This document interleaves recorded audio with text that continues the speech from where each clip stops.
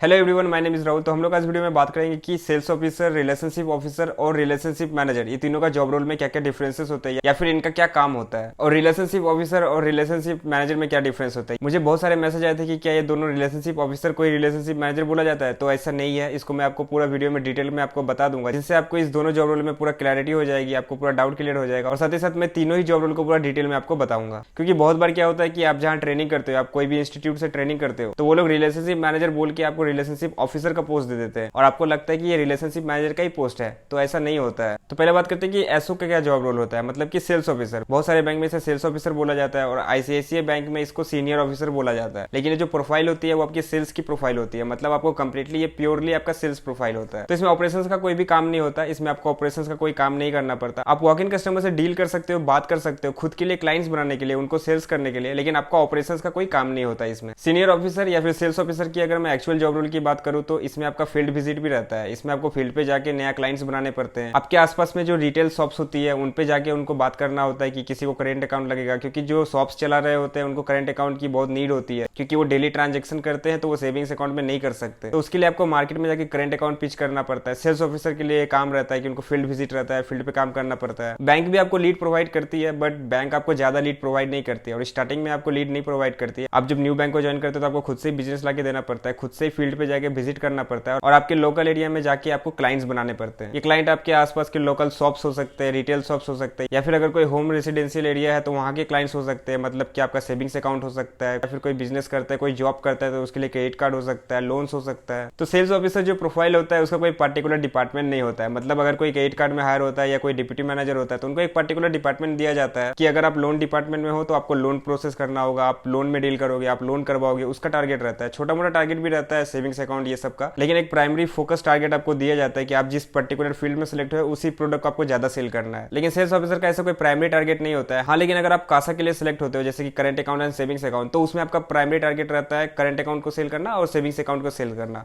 उसके बाद अगर आप क्रेडिट कार्ड करवाते हो, इंश्योरेंस करवाते हो, लोन करवाते हो तो वो आपका एक एडिशनल हो जाता है। लेकिन जो सेल्स प्रोफाइल होता है उसमें आपको सारे ही बैंकिंग के प्रोडक्ट्स को आपको सेल करना पड़ता है। और अगर आप सेल्स प्रोफाइल पे भी हो तो आपको वो लोग ज्यादा बोलेंगे करंट अकाउंट और सेविंग्स अकाउंट को पिच करने के लिए, क्योंकि करंट अकाउंट और सेविंग्स अकाउंट से बैंक में कैश का इनफ्लो आता है। पब्लिक जो पैसा डिपॉजिट करती है उससे बैंक में पैसा आता है, फिर उसी पैसे को वो लोग लोन देते हैं, उस पर इंटरेस्ट चार्ज करते हैं, जिससे बैंक को प्रॉफिट होता है। तो अगर आप सेल्स प्रोफाइल के लिए हायर होते हैं तो मेनली आपको सारे प्रोडक्ट को सेल करना है। आपका क्रेडिट कार्ड हो गया, लोन हो गया, इंश्योरेंस हो गया, एफडी हो गया, डीमेट अकाउंट हो गया। लेकिन जो चीजें बैंक को ज्यादा प्रॉफिट या पैसा ला के देती है, बैंक उस पर आपको ज्यादा फोर्स करती है। तो अगर आप सेल्स प्रोफाइल या सीनियर ऑफिसर के पोस्ट पे सिलेक्ट होते हैं तो आपका कासा पुश करने के लिए आपको ज्यादा बोला जाता है। लेकिन मेनली जो सेल्स ऑफिसर का जॉब रोल होता है वो सारे प्रोडक्ट को सेल करना होता है। तो अगर टारगेट की बात करें तो इसमें तो आपका सेल्स का टारगेट रहेगा, क्योंकि ये प्योरली सेल्स का ही जॉब है, सेल्स ही प्रोफाइल है। तो आपका current account and savings account का टारगेट थोड़ा ज्यादा हो सकता है इन कंपेयर टू अगर आप क्रेडिट कार्ड सेल करते हो या एफडी या डीमेट अकाउंट करवाते हो। तो मेनली अगर आप सेलेक्ट होते हो सेल्स ऑफिसर या सीनियर ऑफिसर के पोस्ट पे तो आप ये मान के चलना कि आपको savings account and current account आपका प्राइमरी टारगेट रहेगा। और स्टार्टिंग में आपको सेल कैसे करना है और नया क्लाइंट कैसे बनाना है उसका वीडियो अपलोड है, तो जाके बिल्कुल चेकआउट कीजिए। ओके, तो अब बात करते हैं रिलेशनशिप ऑफिसर के बारे में। तो रिलेशनशिप ऑफिसर क्या होता है, ये रिलेशनशिप मैनेजर होता है या नहीं? तो ये रिलेशनशिप मैनेजर नहीं होता है, रिलेशनशिप मैनेजर अलग होता है। रिलेशनशिप ऑफिसर का जो जॉब रोल होता है वो सेम टू सेम जो सेल्स ऑफिसर का जॉब रोल होता है वही जॉब रोल रिलेशनशिप ऑफिसर का भी होता है। बैंक में अगर आप देखोगे तो एंट्री लेवल में सेल्स ऑफिसर या सीनियर ऑफिसर की पोस्ट होती है, तो उसकी जगह एक और पोस्ट होती है जिसको रिलेशनशिप ऑफिसर बोलते हैं। इन सिंपल वर्ड अगर बताओ तो दोनों प्रोफाइल सेम है। इसमें भी आपका सेम काम रहेगा जो सेल्स ऑफिसर करता है, इसका भी उसी टाइप का टारगेट रहेगा जैसा आपका सेल्स ऑफिसर का होता है, बस इसमें पोस्ट का फर्क होता है और आपका टाइटल का फर्क होता है, बाकी सारी चीजें सेम रहती है। तो अब बात करते हैं रिलेशनशिप मैनेजर के बारे में। तो रिलेशनशिप मैनेजर कौन होता है और ये रिलेशनशिप ऑफिसर या सेल्स ऑफिसर से अलग कैसे है? पहले इस पोस्ट की बात करें तो ये काफी पॉपुलर पोस्ट होती है बैंक में, क्योंकि हर बैंक में आपका रिलेशनशिप मैनेजर रहता ही रहता है। रिलेशनशिप मैनेजर को इसलिए हायर किया जाता है कि जो आपके ब्रेक क्लाइंट्स होते हैं उसके साथ रेगुलर कॉन्टैक्ट में रहने के लिए।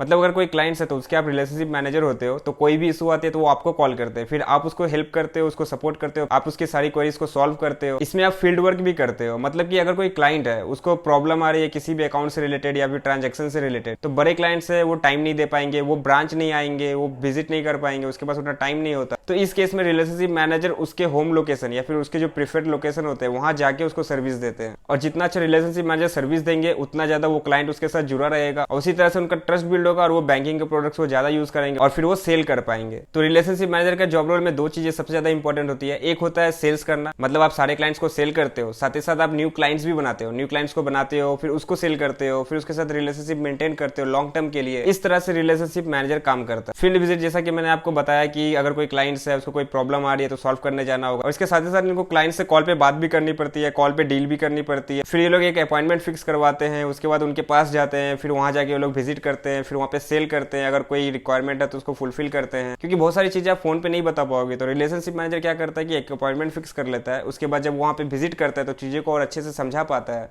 जिसके कारण सेल्स होने के चांसेस भी बढ़ जाते हैं। ओके, तो इनका जो काम होता है वो फील्ड विजिट भी होता है, रिलेशनशिप मेंटेन का भी काम होता है और साथ ही साथ इनको ऑपरेशंस के भी कुछ काम करने पड़ते हैं। क्योंकि रिलेशनशिप मैनेजर एक अच्छी पोस्ट होती है तो इसमें इनका नॉलेज भी रहता है प्रोडक्ट्स के, बैंकिंग के सर्विसेज एंड प्रोडक्ट्स के बारे में। तो वॉक इन कस्टमर अगर कोई आता है, उनका कोई क्वेरीज है, तो रिलेशनशिप मैनेजर उन क्वेरीज को भी डील करती है। बट ऐसा नहीं है कि आपको सारे वॉक इन कस्टमर से डील करना है, उसके लिए डिप्टी मैनेजर 2 वाले जॉब रोल के लोग रहते हैं। और ऐसा भी नहीं है कि आपको बैंक में 9 से लेके 3 बजे तक, जब तक बैंक ओपन रहता है कस्टमर्स के लिए, तब तक आपको बैंक में रहना पड़ेगा, उसके बाद फील्ड पे जाना पड़ेगा। ऐसा कोई टाइमिंग फिक्स नहीं होता है। आप जिस तरह से काम कर सकते हो, सेल कर सकते हो, उसके अकॉर्डिंग आपको काम करनी पड़ती है। और रिलेशनशिप मैनेजर को कोई डोर टू डोर सेल्स नहीं करना पड़ता है। फील्ड विजिट रहता है लेकिन डोर टू डोर सेल्स नहीं रहता है, मतलब कि आपका घर घर जाके आपको बात नहीं करनी पड़ती है। आप पहले प्रोस्पेक्ट क्लाइंट बनाते हो, लीड्स बनाते हो, बैंक भी कुछ लीड्स प्रोवाइड करती है, उस लीड्स के ऊपर आप कॉन्टैक्ट करते हो, बात करते हो, रिलेशनशिप बिल्ड करते हो, उसके बाद फिर जाके विजिट करके सेल्स करते हो। तो ये सेल्स आप ब्रांच के अंदर भी कर सकते हो अगर कोई कस्टमर आता है तो। और most of the time customer खुद नहीं आता है तो वो बोलता है ठीक है आप आ जाओ, तो फिर आप जाते हो, आप विजिट करके सेल करते हो। और रिलेशनशिप मैनेजर का एक और जॉब रोल होता है जो सेल्स ऑफिसर और रिलेशनशिप ऑफिसर से थोड़ा अलग होता है। वो ये होता है कि जो भी सेविंग्स अकाउंट है या फिर जो करंट अकाउंट है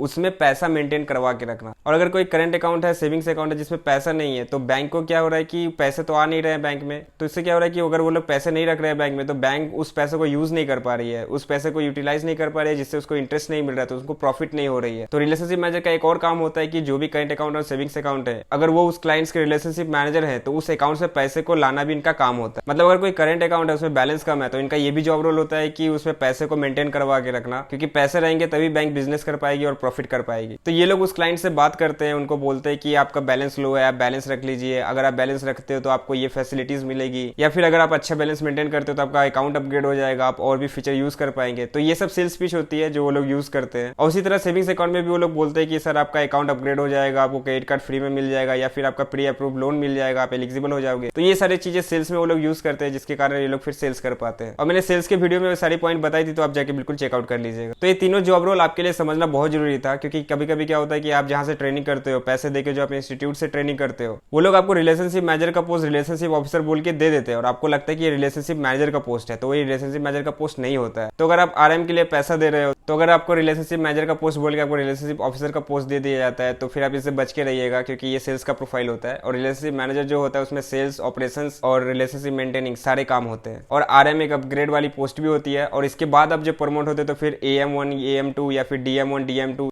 इस तरह से आप प्रमोट होते हो। और आपको कौन सी पोस्ट दी जा रही है ये आपके ऑफर लेटर में लिखा रहेगा, तो आप अपने ऑफर लेटर को अच्छे से चेकआउट कीजिएगा, ताकि जब आप बैंक को ज्वाइन करो तो आपको कुछ ऐसा ना लगे कि क्या पोस्ट बोल के आपको क्या दे दिया गया। वीडियो पसंद आए तो इसको लाइक कीजिए और सब्सक्राइब कीजिए ऐसे ही वीडियोस के लिए। और आपके कोई भी डाउट्स है, आपके कोई भी क्वेश्चन है तो मुझे नीचे कमेंट से पूछिए, मैं आपको जरूर से जरूर रिप्लाई करूंगा। आप मुझे इंस्टा पे भी फॉलो कर सकते हो कुछ बैंकिंग के टिप्स एंड अपडेट्स के लिए। आगे बहुत सारी वीडियोस आने वाली, तो बेल नोटिफिकेशन को ऑन कर दीजिए ताकि आप मेरा कोई भी वीडियो मिस ना कर पाओ। Thank you so much for watching till the end. I wish you all the very best. Till then take care, bye bye, जय हिंद।